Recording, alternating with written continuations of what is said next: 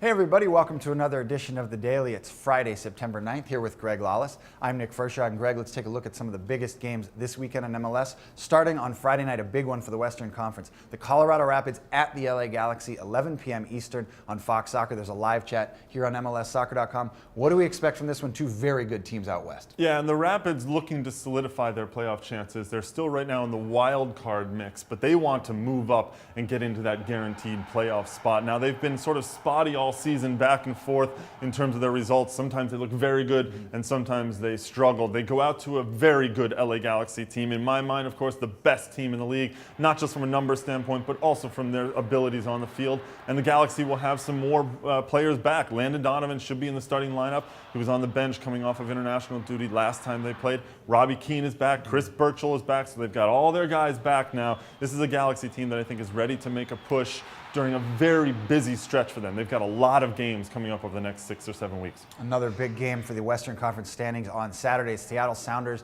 at home against Real Salt Lake, 4 p.m. Eastern on Match Day Live. Again, RSL, a team that has struggled a little bit. They're still finding their identity a bit. And the Seattle Sounders, who enjoyed the best August we've seen in a long time. Well, I think for RSL, it comes down to their defense. They have to stay very organized against a Seattle attack that really likes to push. The way Mauro Rosales has been playing the last month or so, he's been maybe arguably the best player in MLS. The way he gets into the attack, the way he drives that entire offense. And with guys like Mike Facito finding his form as well, this is a very difficult team in Seattle to stop. Salt Lake, Jamison Olave, all of the usual suspects, Nick Raimondo, it's going to be about their defense. I see this game really turning into a Seattle attack, Real Salt Lake defending. You mentioned Jamison Olave. He is the new leader atop the Castrol Index after that great month of August. You can find that on MLSsoccer.com. He has supplanted Landon Donovan, the first defender to be atop the rankings this season. Let's look at another game, a big one for the Eastern Conference. Sporting Kansas City at home against Houston, 4 p.m. Eastern on Saturday, Match Day Live. Houston, we know, has traditionally struggled on the road this season. Sporting Kansas City, it's always dramatic at Livestrong Sporting Park. What are we going to get? Well, no wins on the road yet for the Houston Dynamo. There will be some shifting in their lineup.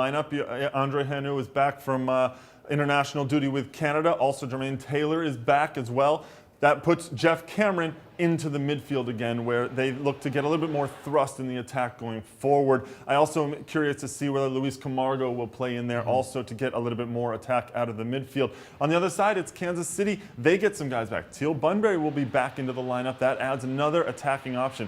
I see two teams in this one that will look to push the attack as much as possible. If Kansas City plays the way they did toward the end of their game against LA on Labor Day, this is a team that can definitely put some goals in the net and put some points on the board for this one. Another game, and it's a big one on the East Coast. The Philadelphia Union back in action on a short week against the Portland Timbers. Greg, both of these teams struggling to stay in the playoff mix, and we talked about Philadelphia. A short week after that dramatic draw against New England. What are they going to get against the Timbers? Well, I don't know. It's the positives and the negatives for the Union. Basically, you come back from a 3-goal deficit and you get a draw. At the same time, you gave up 4 goals at home in one half against a team that's not even in the playoff mix right now.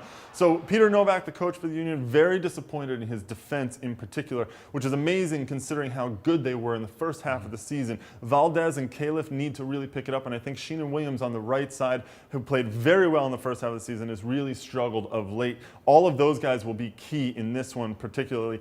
Portland, they struggle on the road. When are they going to start to score some goals on the road? That's the key. And Eric Bruner said, actually, that they need to start getting some points here. This is when they can make a push for the playoffs in their first year of existence in MLS. A big game for both teams. That's at 7:30 p.m. Eastern on Match Day Live. And for a full list of all the games this weekend, you can log on to MLSsoccer.com. But Greg, one of the big themes this weekend is going to be the 10th anniversary of 9/11. Tributes all around the league. What do we have coming on the site? Well, a fascinating story actually on the site right now about the Kansas City Wizards in 2001.